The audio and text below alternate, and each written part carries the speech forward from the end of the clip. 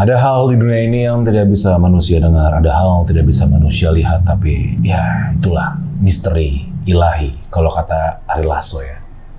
Sentuhlah dia tepat titik. Ya. Enggak dong.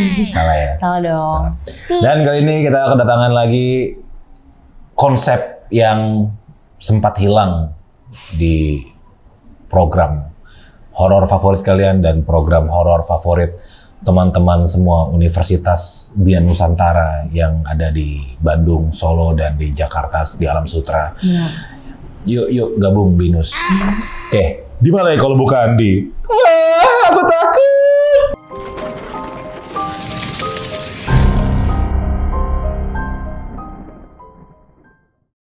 Dan teman-teman semua pecinta horor-horor dan pecinta kuntilanak di luar sana.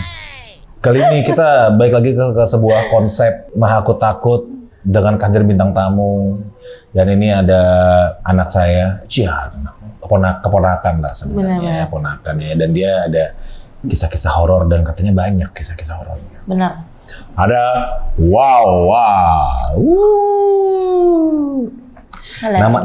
namanya aja udah horor banget, Benar. ya. Tapi nama aslinya siapa? Nama aslinya Najwa. Dipanggilnya Wawan. Apa nggak Naj? Itu panggilan keluarga. Oh, Kalau iya. Tapi kan aku keluarga kamu. Masuk akal. Iya. Kita mau aku kamu apa lu gue, saya Anda, bebas ya. Bebas. Antum tipe orangnya. Kebetulan aneh. Panjenengan. Sampean. Kamu tipe orang yang percaya nggak sih dengan hal-hal berbau mistis atau paranormal atau poltergeist gitu, percaya nggak? Percaya ya? Percaya kalau itu ada, tapi nggak mungkin mengimani nggak sih? Maksudnya kayak tahu kalau itu ada dan kayak oke. Kenapa? Apa alasannya lu percaya keberadaan makhluk halus, hal-hal mistis, goib? Percaya. Apa alasannya percaya? Karena aku ngalamin sendiri ya guys ya. Ngalamin sendiri? Ngalamin dong. Kapan tuh? Kayaknya waktu, jadi tuh sebelum aku for good di sini. Di sini tuh apa di dunia? Di daerah Tangsel lah ya. Tangsel. Sebelum di Tangsel itu, aku tinggal di daerah Jakarta Timur di rumah pertamaku. Jadi kamu waktu lahir tinggal pertama itu di Jaktim? Bener. Nah, di rumahku yang lama itu banyak banget kisah misterinya karena kayak itu tuh rumah peninggalan kakekku gitu. Terus kayak dibeli sama ayahku. Jadilah rumahku sampai aku SMA, dan itu kayak lumayan agak horor karena emang ada spot-spot yang memang tempat mereka berkumpul kayak gitu karena. Tapi tahu dari mana itu horor? Maksud aku gini, kamu kan masih kecil, terus apa yang membuat kamu tahu bahwa ini tempat horor deh gitu? Kan anak kecil itu kan tidak tahu perbedaannya horor atau tidak gitu. Sebenarnya itu kan nggak terlalu kecil ya, maksudnya kayak mungkin aku SD SMP kali ya benar-benar ngalaminnya. Terus cerita itu tuh turun-temurun di keluarga, jadi kayak diceritain dari bunda, terus ternyata aku juga ngalamin sendiri, jadi no wonder lah aku punya pengalaman kayak gitu. Terus akunya yang kayak, oh ternyata ini gitu. Pengalaman pertama apa kalau kamu ingat? Kayaknya waktu SD awal deh, kayak kelas 1 gitu, aku tuh punya teman halusinasi lah dulu. Jadi tuh rumahku tuh tingkat 2 dan di orang kaya. Ini beda topik. Oke. Terus di lantai 2 itu ada agak sedikit horor karena ada gudangnya tuh gudang loteng gitu loh. Oke, paham. Ya kan, jadi kayak ada satu pintu kecil gitu, di dalamnya itu gudang, jadi kayak gudang loteng. Atasnya langsung genteng ya? Iya, langsung panas genteng. Tuh ya? Panas banget. Terus di situ juga kayak ada kamar nggak keisi kayak gitu-gitulah. Nah, aku tuh sering banget dulu main di atas dan aku tuh ngerasanya ada yang nemenin gitu loh aku main. Terus baru sadarnya kalau itu beneran bukan teman gara-gara bundaku bilang kayak, kamu ngapain ngomong sendiri? Kamu main sama siapa di atas? Satu SD tuh? Kayak kelas 1, kelas 2 gitu. So kayak aku mulai menyadari, oh pantes kok dia wujudnya tuh nggak kayak kita manusia gitu loh. Dia kayak cuma bayangan hitam bisa ngomong. Terus sepantaran sama aku gitu. Dan aku tuh waktu main tuh nggak nyadar. Karena aku nggak nyadar jadi aku nggak takut. Mungkin yang kamu ajak main Okem. Masuk akal. Tapi maksudnya gini, ketika kamu masih kecil dan punya temen sosok bayangan hitam, itu kenapa mesti diajak main? Apa karena anak kecil kali ya? Bego kali ya? Karena saat itu aku mikirnya, karena aku nggak nyadar Kak. Saat itu tuh pas main kayak ngerasanya nggak nyadar, nggak kayak anjing nih apa gitu, nggak nyadar. Kayak main-main aja. Main aja. Baru sadar tuh kayak pas bundaku nyadar itu kan, terus kayak, loh iya ya, kan wujudnya kayak gini juga, kayak apa ya? Gak nyadar aja kalau itu serem waktu main bareng. Jadi tiba-tiba ngapain sih di atas gitu? Ngapain sih ngobrol sama siapa? Baru oh iya juga ya, tadi baru bener-bener langsung kesadar gitu loh. Baru sober lah ya. Kayak baru sober. Ya intinya kayak gitulah, baru sober kayak iya ya, pantas tadi wujudnya aneh gini-gini. Tapi pas main bener-bener ngerasanya we're friends. Lalu itu kan pengalaman pertama banget dong. Pertama banget dari banyaknya. Gitu. Tapi kamu tadi bilang banyak pengalamannya. Lalu pengalaman berikutnya apa tuh? Masih kecil juga kah waktu itu? Mostly sih waktu, enggak. Ada juga sih yang waktu aku masih SMP. Yang pas masih kecil lagi ada nggak? Kalau masih kecil banget sih kayaknya nggak nyadar dong kalau kecil banget sih. Tapi kalau yang kayak sekitaran TK SD itu a few lah, ada beberapa. Salah satunya itu aku tuh dulu waktu kecil sering banget ditinggal sendiri karena orang tua aku tuh dulu dua-duanya kerja kan. Nah waktu aku tinggal sendiri, kebetulan di kamar bundaku itu atasnya yang gudang loteng itu. Nah jadi kalau misalkan namanya gudang loteng ya, jadi kalau step atau suara itu kedengeran. Saat itu tuh aku sendirian di rumah karena emang udah biasa. Terus lagi nonton salah satu show di stasiun TV yang ada orang ketawa-ketawa gitu loh, ketawa ngakak. Pas dia lagi ketawa ngakak, terus udah selesai nih, udah ganti kan. Tapi kok suara ketawanya masih lanjut? Terus kayak Tetangga kali. enggak, karena rumahku tuh kayak ada space-nya lah, space dari rumah ke pagar ke jalan itu ada space-nya. Jadi kayak itu nggak possible aja sih kalau itu tetangga. Terus aku kayak shit man, terus kayak ya udah akhirnya aku kabur, meninggalkan rumah itu kosong ke tetangga. Karena aku takut.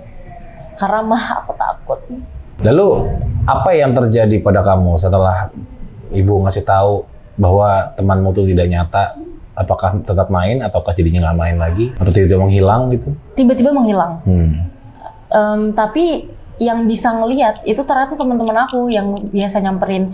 Kan kalau misalkan bulan puasa itu kan teman-teman suka nyamperin ya, kayak sholat subuh bareng tuh setelah taraweh.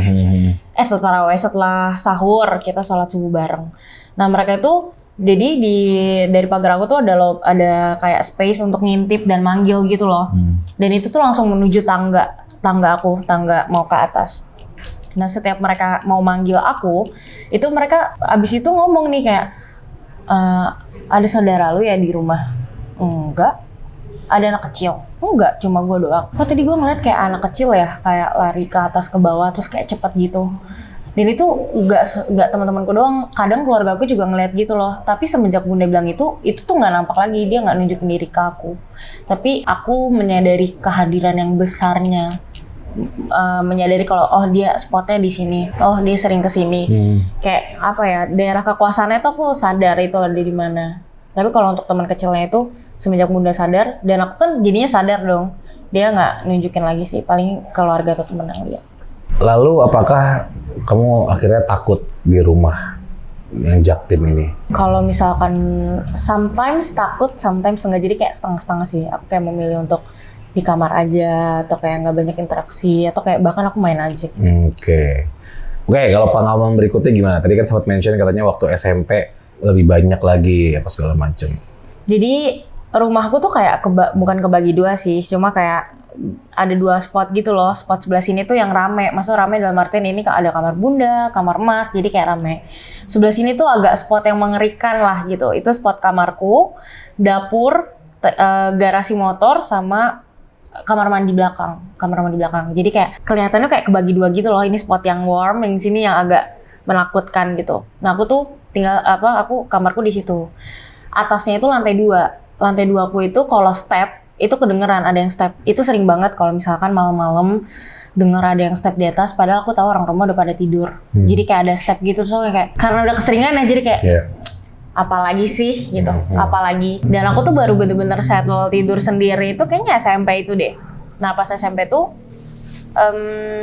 kamar aku tuh selalu tidur, by the way aku kalau tidur kamar tuh harus gelap. Dan meja belajarku tuh pasti berantakan karena aku sering belajar, terus kayak ada selebar kertas gitu. Dan itu tuh lagi tidur, terus seret-seret tiba-tiba kertasnya jatuh gitu. Dan itu keadaan aku masih setengah tidur. Gak mungkin AC karena spot AC nyerang tuh nggak ke situ, ke aku soalnya. Kayak itu kan berlawanan sama aku kan. Terus kayak kertas-kertasnya jatuh, terus kayak diacak-acak gitu. So kayak karena belakangku banget itu langsung garasi motor kan, dan garasi motor itu maksudnya tempat yang agak kotor dan kumuh gitu. Dan di depannya garasi motor itu adalah spotnya mereka banget lah menurut cita-cita keluarga. Jadi aku yang kayak ya ampun ya Allah gitu, ya udah akhirnya tidur aja deh karena udah pasrah guys. Oke, lalu itu kan hanya suara-suara gangguan-gangguan ini ya, tapi kalau penampakan langsung apakah Wawa pernah mengalaminya? Pernah. Kapan itu? Waktu aku SD juga itu. Kayak tapi udah lumayan gede ya, kelas 3, kelas 4. Jadi namanya anak bontot ya kan, pasti kita selalu menjadi bahan suruhan di rumah. Jadi saat itu tuh aku lagi disuruh bundaku untuk beli sesuatu lah di warung gitu, dan dia lagi di dapur. Nah, pas selesai aku beli, aku ke dapur lagi kan, ini udah aku beliin gitu. Terus aku kayak udah bodo amat lah gitu, cuma naruh doang terus balik. Tiba-tiba bundaku muncul dari atas, udah dibeli deh gitu. Terus kayak, terus yang di dapur siapa? Soalnya dia bener-bener kayak lagi motong gitu loh, dan dia nggak jawab aku, nggak nengok juga dan nggak jawab. Jadi dia cuma motong-motong gitu di dapur. Terus aku yang kayak nih ya, karena aku mikirnya bundaku dong, karena tadi sebelumnya di dapur. Terus tiba-tiba bundaku muncul dari atas, udah selesai belinya. Terus kayak, hah? Iya, udah kok. Terus aku diem. Tapi itu kan sosoknya menyerupai bunda kamu ya. Kalau sosok yang menyerupai emang benar-benar hantu gitu. Aku tuh nggak pernah lihat jelas ya, cuma kayak bayangan-bayangan satu, atau misalkan kayak oh hitam nih, kelihatannya hitam gitu, itu bisa ngelihat. Kalau hitam itu pernah, jadi kayak dia misalkan ruang tamu di sini, terus atasku tuh di situ, dan itu tuh kelihatan gitu loh. Dia cuma kayak ngeliatin aku doang bolak-balik gitu, ngeliatin doang di atas karena emang areanya di situ aja. Tapi ya karena apa ya, ayahku sendiri itu spiritualnya kuat, jadi karena aku ditanamin gak usah takut gini-gini, jadi walaupun ada kejadian aneh, berusaha untuk kalem aja, kayak menguatkan diri. Oke, Wawa, terus pengalaman kamu yang paling ekstrim ada nggak sih dalam hal-hal poltergeist seperti ini? Ada, iya selama aku tinggal di situ. Pokoknya di Tangsel tuh nggak ada nih? Kalau di Tangsel alhamdulillah ya saya nggak ada. Pengalaman waktu di Jaktim ini nih. Nah itu berarti masih SMP, SD? Sebenarnya kejadian itu tuh selalu terjadi berulang kali. Keseringan lah ya? Keseringan. Hal yang casual ya jadinya ya? Yes. Oke, tapi yang ekstrim nih? Ekstrim banget. Yang ekstrim ada nih ya berarti ya? Ada. Apa ada tuh? banget. Gimana itu tuh? ketindihan. Anjir. Karena spot kamarku itu menyeramkan sekali, kayak apa ya, medianya tuh banyak lah, mediumnya banyak di sekitarku tuh, lebih banyak dekat kamarku gitu. Itu tuh aku sering banget ketindihan guys, itu tuh sakit banget soalnya. Sakit? Sakit. Karena nggak bisa napas bang. Oh iya ya? Nggak bisa napas, terus jadi itu aku ngeliat banget mukanya kayak serem, kayak muka-muka yang matanya merah, terus rambutnya nggak jelas sih, kayak ditindin dari atas gini, dari kan misal aku tidur nih, terus dia di atasku, terus dia nyekek aku gitu loh, nyekek sambil ketawa, nyaring banget di kuping. Dan di situ aku suaranya cewek cowok? Cewek, kayak suara ngelengking ketawa kuntilanak gitu. Cie. Ternyata kameramen kita yang kaget guys. Terus dicekek. Yeah. Terus kayak saat itu kamu menikmati. Itu beda cerita. terus. Zir lah, gak bisa mau bangun, rasanya nggak bisa, mau melek nggak bisa, mau napas nggak bisa, mau teriak nggak bisa, jadi ya mandek aja, kayak tenggelam rasanya. Itu nggak bisa apa-apain ya? Nggak bisa. Bahkan dalam hati pun juga nggak bisa apa-apain. Nggak bisa apa-apain. Itu sakit. Itu hilangnya gimana? Hilangnya bangun sendiri. Terus pas bangun tuh pasti langsung udah keringetan, deg-degan, dan itu selalu terjadi berulang kali. Tapi yang paling ekstrim sih itu kayak, duh itu sakit banget sih. Rasanya kayak bener-bener kayak tenggelam sih rasanya. Serem ya? Serem banget. Ya. Nah setelah itu akhirnya hilang sendiri, terus apa yang terjadi kepada kamu? Mungkin karena akunya udah mulai bersahabat kali ya, maksudnya kayak aku juga orangnya nggak aneh-aneh gimana, dan aku menghormati mereka. Bukan menghormati sih, mungkin lebih menghargai. Udah mati gue gitu, jadi kayak ya udah cuek-cuek aja. ujung-ujung sebenarnya ada, selalu ada. Iya. Bahkan kemarin kan aku sempat ke makam almarhum bokap, terus pulang ke rumah dan itu terjadi ketindihan lagi. Tapi kayak ya udahlah, udah kayak capek gitu menanggapi hal-hal seperti itu. Kalau soal ketindihan itu banyak yang memberikan penjelasan secara capek ya kan, katanya lagi capek, mereka ketindihan, nggak bisa gerak, nggak bisa mikir, nggak bisa ngomong. Jadi ada yang bilang juga suasana kamar yang pengap misalnya gitu ya, membuat kepalanya jadinya oksigennya berkurang sehingga nggak bisa mikir, nggak bisa ngomong dalam hati, nggak bisa apa, jadi cuma kayak stuck doang apa segala macam. Cuman gue pernah ketindihan juga. Aku waktu itu ketindihan sama kondisinya tuh di kasur, diem, terus dicekek gitu dari atas. Sosoknya cewek waktu itu. Terus gue balik, gue cekek balik. Ya, benar. Lebih bagus dilecehkan saja biar pergi. Makanya gue terkenal sebagai handal kecil anak ya. Astagfirullahaladzim. Itu banyak banget sensor-sensornya ya. Oke. Itu kan di rumah Jaktim terus ya yang terjadi. Di Tangsel alhamdulillah nggak pernah. Tapi kalau di lokasi-lokasi lain seperti di kampus atau di SMA mungkin? Kayaknya pernah sekali 2 kali sih. Kayak gimana tuh? Karena zaman SMK tuh ada kan, SMA tuh zaman LDK. Oh, oke, di puncak Iya, gitu di ya. puncak gitu-gitulah. Nah, LDK tuh kita ke kayak komplek marinir gitulah. Komplek marinir. Di daerah Depok kalau nggak salah. Dan itu kan dia di dalam komplek itu ada hutan kan, kayak hutan kecil gitu. Dan kita tuh jurit malamnya tuh di situ. Dan itu tuh di set up kayak horor gitu loh sama kakak kelasku.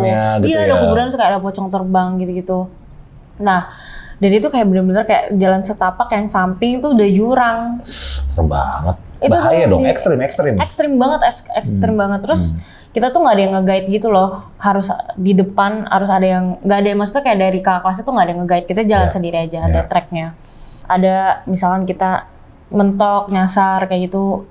Itu tuh aku tuh malah lebih sering merasakan berisiknya itu loh di kuping. Tapi aku nggak bisa lihat secara langsung, cuma kayak aduh ini deg-degan banget. Cuma kalau beneran ngeliat penampakannya itu ada di atas pohon.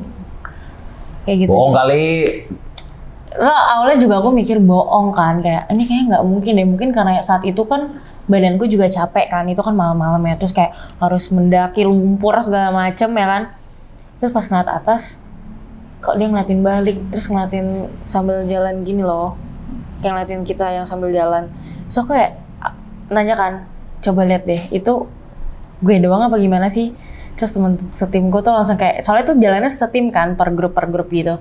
Terus aku kayak udah nggak bisa berkata-kata aneh lagi karena kayak itu di hutan kan, kayak kalau gue berkata aneh-aneh lagi yang ada makin meninggal nggak sih gitu. Ya udah akhirnya kayak astagfirullahaladzim ya Allah. Tapi gue malah nggak percaya deh kalau misalnya orang ngeliatnya rame-rame, karena nggak semua orang punya bakat itu gitu. Kecuali misalnya enggak, gue nggak lihat, nah itu mungkin baru bisa lebih spesifik, lebih jelas, lebih dibuktikan kalau anjing nih kayaknya beneran nih gitu.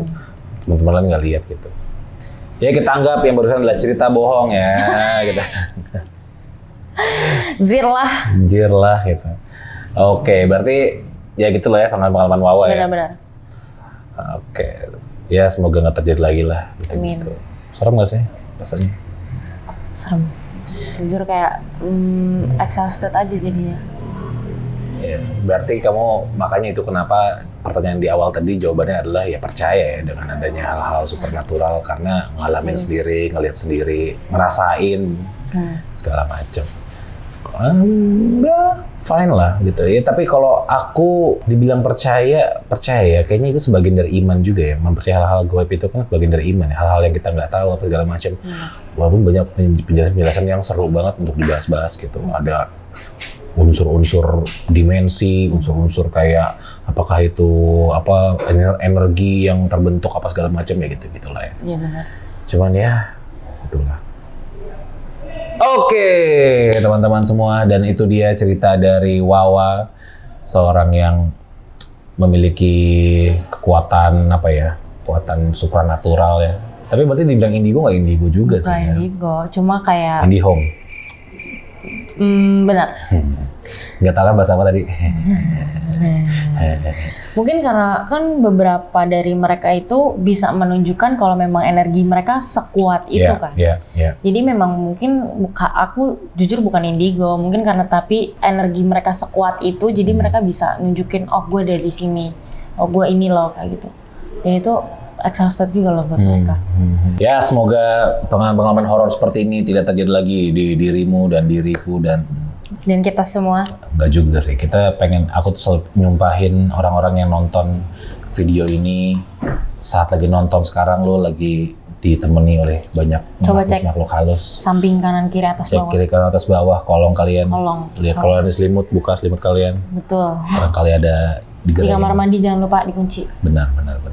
Ya hal seperti itulah ya, cuman ya banyak hal yang nonsens kalau misalnya kita bilang ke hutan takut ada hantu, ke ini takut ada hantu, ya pikirkanlah hal-hal yang lebih ekstrim lagi seperti kematian kalian atau hewan buas atau suhu yang dingin apa segala macam. Jadi lebih rasional saja. Bahaya banget loh kalau kalian tadi kayak di pinggir jurang lihat pohon, kalau panik apa segala macam bisa. Benar. Ya mungkin teman-teman yang belakang asal nabrak, asal dorong, asal lari. Bercanda ya kan? Iya, kayak gitu-gitu. Ya, jangan sampai lah, apalagi jurit malam yang banyak berakhir dengan nyawa melayang itu, tolonglah. Hati-hati ya guys ya. Nah, itu dia teman-teman, kisah horor dari Wawa. Kalau teman-teman semua ada kisah horor yang pengen di-share juga dan diundang ke sini atau dibacain sama aku, boleh langsung aja kirim cerita horor kalian atau kirim nama kalian ke email di bawah ini dan kita akan panggil kalian untuk cerita di sini ya. Dan kira-kira siapa lagi yang bakal cerita sama aku di sebelahku ini? I don't know. So, terima kasih sudah menyaksikan Aku Takut pada malam Jumat kali ini guys. Jangan lupa untuk like dan komen kira-kira cerita apa lagi yang harus aku bacakan. Dan jangan lupa untuk subscribe terus Studio Kecil TV karena banyak program-program yang menarik dengan bintang tamu yang asyik dan juga obrolan-obrolan yang ejakulatif. Betul. Dan sampai jumpa lagi di Aku Takut. Bye-bye.